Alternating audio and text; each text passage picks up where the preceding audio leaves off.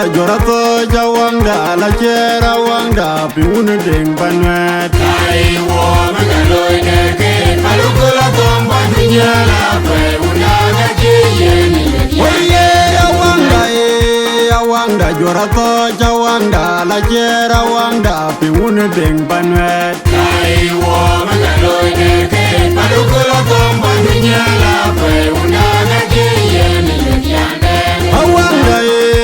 Awangda jorato jawangda la chera wangda piune deng banwet. Kai wo magaloy neke palukula tomba dunyala kwe unaga kiyeni Gorin bajo, rokijin bajo le kunam majar cholbe peila opanda na der.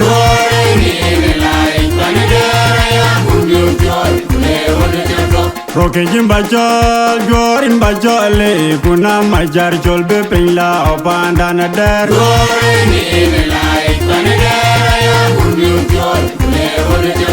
Gorin bajo, rokijin bajo le kunam majar cholbe peila opanda na der.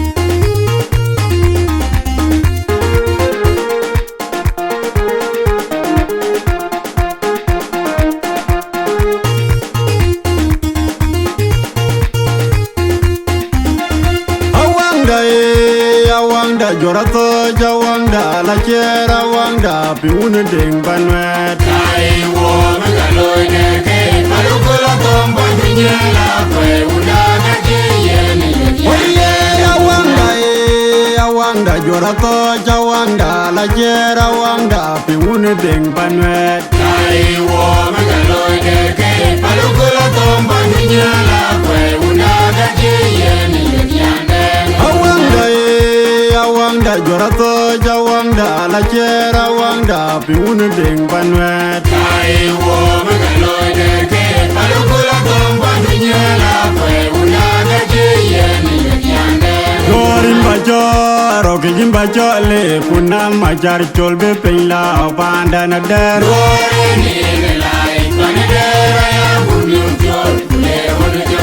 Rokijin bajo, gorin bajo le kunam majar cholbe peila opanda na der.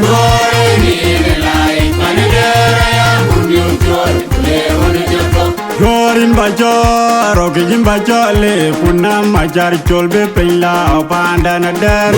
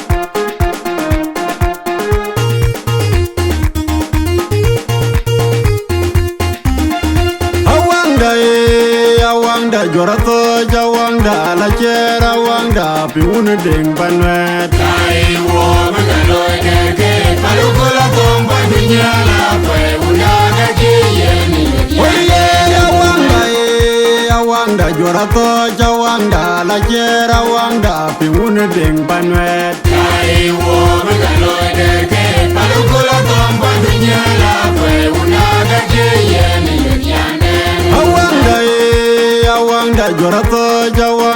la chera wangda pi unu ding banwet Ai wo magaloy derke palukula tomba dunya la kwe una ga jiyeni yane Gorin bajor ogin bajole kuna majar cholbe peila opanda na der Gore ni lai panedera ya bunyu jol le hol jotlo Rokejin bajol gorin bajole kuna majar cholbe peila opanda na der Gore ni lai panedera ya bunyu jol le hol jotlo Gorin bajor ogin bajole kuna majar cholbe peila opanda na der Gore ni lai panedera ya bunyu jol le hol jotlo